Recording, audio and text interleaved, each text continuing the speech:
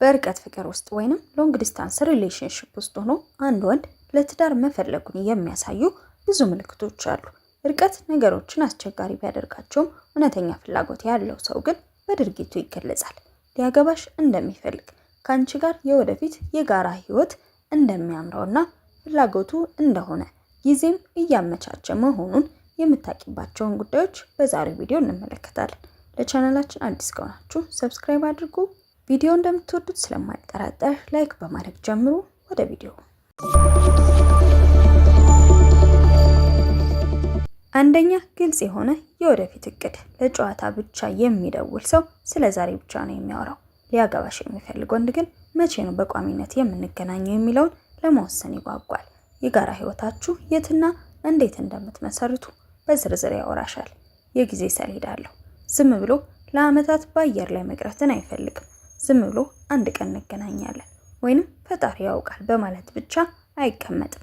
ይልቁንም ከ6 ወር በኋላ እመጣለሁ ወይም በዚህ አመት መጨረሻ ይህንን ጨርሼ ጋብቻውን እናስብበታለን የሚል ግልጽ የሆነ የጊዜ ገደብ ያስቀምጥልሻል። ሁለተኛ፣ ወደ ህይወቱ በይፋ ያስገባሻል። እርቀት ላይ ሆናችሁም እንኳ ቤተሰቦቹንና ጓደኞቹን እንድታውቂያቸው ያደርጋል። በቪዲዮ ደውሎ ከእናቱ ወይንም ከእህቶቹ ጋር ያስተዋውቅሻል። ስላንቺ ለቅርብ ሰዎች ይነግራቸዋል። አንቺን መደበቅ ካልፈለገ ደግሞ ለቁም ነገር ይፈልግሻል ማለት ነው። የራሱን ቤተሰቦች ያስተዋውቅሻል ብቻ ሳይሆን ያንቺን ወላጆች ወይንም ወንድሞች ለማወቅ ጉጉት ይኖረዋል። ስልክ አስደውሎ ሰላም ይላቸዋል፣ ክብር ይሰጣቸዋል። ይህም ለቤተሰብ መሰረት መጣሉን ያሳያል። ሶስተኛ፣ ለንግግር ጊዜ ይሰጣል። የርቀት ፍቅር ነዳጁ መገናኘት ወይንም ኮሚኒኬሽን ነው። ምንም ያህል ቢዚ ቢሆንም እንኳን ላንቺ የሚሆን ጊዜ አይጠፋውም። የቀን ውሎሽን፣ ስሜትሽንና የገጠመሽን ነገር በጥልቀት ለመስማት ይፈልጋል። ለጥያቄዎችሽና ለጭንቀትሽ ትዕግስት ባለው መንገድ ምላሽ ይሰጣል። አራተኛ፣ ስለ ገንዘብና ቁጠባ ግልጽ መሆን። ትዳር ዝግጅት ያስፈልገዋል። ሊያገባሽ ካሰበ ለሰርግ ወይንም ለቤት መስሪያ የሚሆን ጥረት እያደረገ መሆኑን ፍንጭ ይሰጥሻል። አላስፈላጊ ወጪዎችን ቀንሶ ለወደፊት ህይወታችሁ መሰረት ለመጣል ይጥራል። ሰውየው ለትዳር እያሰበ ከሆነ የግል ህይወቱን ሚስጥር መደበቅ ያቆማል። ስንት እንደሚያገኝ፣ ምን አይነት እቅድ እንዳለውና ለቤት መስሪያ ወይንም ለኑሮ የሚያደርገውን ዝግጅት ከአንቺ ጋር መመካከር ይጀምራል። ይህ ማለት አንቺን እንደ ሚስቱ እያሰበች ነው ማለት ነው። አምስተኛ፣ በአስቸጋሪ ሰዓት አብሮነትን ያሳያል። በርቀት ፍቅር ውስጥ ደስታን መጋራት ቀላል ነው። ነገር ግን አንቺ ስትታመሚ፣ ስታዝኒ ወይንም ስራ ላይ ጫና ሲኖርብሽ እሱ ካራቀና በቪዲዮም ይሁን በስልክ አብሮሽ ከሆነ ለዘላቂ ህይወት ዝግጁ መሆኑን በደንብ ያሳይሻል። ስድስተኛ፣ እኔ ከማለት ይልቅ እኛ ይላል። ስለ ወደፊት ህይወቱ፣ ስለሚገዛው ንብረት ወይንም ስለሚሄድበት ቦታ ሲያወራ ሁልጊዜ አንቺን ጨምሮ ነው።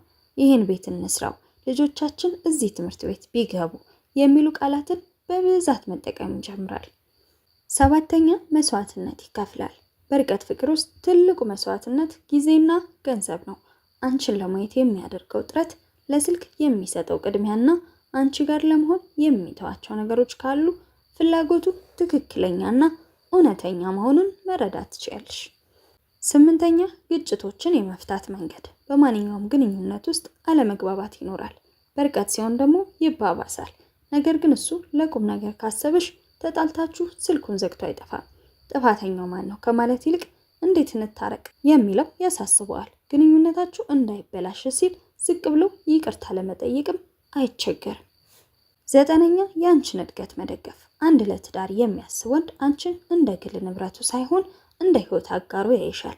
ትምህርትሽን እንድትጨርሽ ወይንም በስራሽ እንድትጠነክሪ ያበረታታሻል። ነገ አብረን ስንሆን ጠንካራ ሴት እንድትሆኝ ይፈልጋለሁ የሚል ስሜት አለው።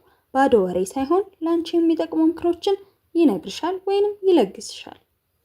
አስረኛ፣ የጓደኞቹና የቅርብ ሰዎቹ አመለካከት። ስለሱ የቁም ነገር ሰው መሆን የቅርብ ጓደኞቹ ምስክሮች ናቸው። ጓደኞቹ ሲያገኙሽ ስላንቺ ሁልጊዜ ያወራናል ወይንም በጣም ነው የሚያከብርሽ የሚሉሽ ከሆነ እሱ በሌለሽበትም ስምሽን እያነሳ እንደሆነ ያሳያል። የቅርብ ሰዎቹ ላንቺ ያላቸው ክብር ከሱ ክብር ይመነጫል። 11ኛ ሚስጥራዊነትን መቀነስ። ሰውየው ለትዳር ዝግጁ ከሆነ በህይወት ውስጥ የተደበቀ ክፍል አይኖርም። ስልኩን፣ የፓስፖርት ሁኔታውን ወይንም የቀድሞ ታሪኩን በግልጽ ይነግርሻል። ይህች ሴት የህይወቴ አካል ናት ብሎ ስላመነ ምንም የሚደብቀው ነገር አይኖርም። 12ኛ በሃይማኖትና በባህል ዙሪያ ላይ መነጋገር። ጋብቻ ከመፈጸሙ በፊት ሊፈጠሩ የሚችሉ መሰረታዊ ልዩነቶችን ቀድሞ ለመፍታት ይጥራል። ልጆቻችንን በምን እምነት እናሳድግ? ሰርጋችን የት ይሁን? ወላጆቻችንን እንዴት እንርዳ? የሚሉ ጥያቄዎችን ማንሳት ይጀምራል። እነዚህ ጥያቄዎች የሚነሱት ነገን አብሮ ለማሳለፍ በቁርጠኝነት ለሚያስብ ሰው ብቻ ነው።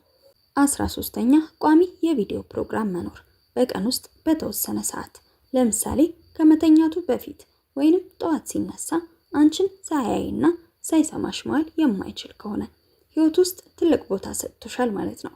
ይህ መደበኝነት ወይንም ኮንሲስተንሲ ለትዳር መሰረት የሆነውን መተማመን ይገነባላችኋል። 14ኛ ተግባራዊ እርምጃዎች። አንቺን ለማየት መምጣት። የሚጠበቅበትን መስዋዕትነት ከፍሎ አንቺን ለማየት ይመጣል። ህጋዊ ጉዳዮችን እንደ ቪዛ፣ ፓስፖርት ወይንም የጋብቻ ሰነዶችን በተመለከተ በንቃት ይንቀሳቀሳል። በቪዲዮ መደበኛና ተከታታይ ግንኙነቶችን ማድረግ ግልጽነትና ናፍቆትን ያሳያል። የቤተሰብ ትውውቅ ማድረጉ ደግሞ ለግንኙነታችሁ እውቅና መስጠቱን ያሳያል። እኛ የሚለውን ቃል መጠቀሙ ራሱን ከአንቺ ውጪ ማየት አለመቻሉን ያሳያል። ችግር ሲገጥምሽ አለመራቅ፣ በከባድ ጊዜም አብሮሽ መሆኑን ያረጋግጥልሻል። ወንዶች ለቁም ነገር ሲፈልጉ ቃል ከመስጠት ይልቅ መንገድ ማሳየት ይቀላቸዋል። ንግግሩ ብቻ ሳይሆን ድርጊቱና ጥረቱ ትልቅ ምስክር ነው። አንድ ማስታወስ ያለብሽን ነጥብ ልንገርሽ። አንዳንድ ወንዶች በንግግር ብቻ አገባሻለሁ ሊሉ ይችላሉ። ስለዚህ ከንግግሩ ይልቅ ድርጊቱ፣ ለምሳሌ ፓስፖርት ማደስ፣ የገንዘብ ጥሪት ማጠራቀም፣ ከቤተሰብ ጋር መደዋወል ላይ ትኩረት አድርጊ። የዛሬው ቪዲዮ ይህንን ይመስል ነበር። በቪዲዮ ላይ ያላችሁን አስተያየት ኮሜንት ሴክሽን ላይ አስቀምጡልኝ። ቀጣይ በሌላ ቪዲዮ እስክንገናኝ ሰላም ሁኑ።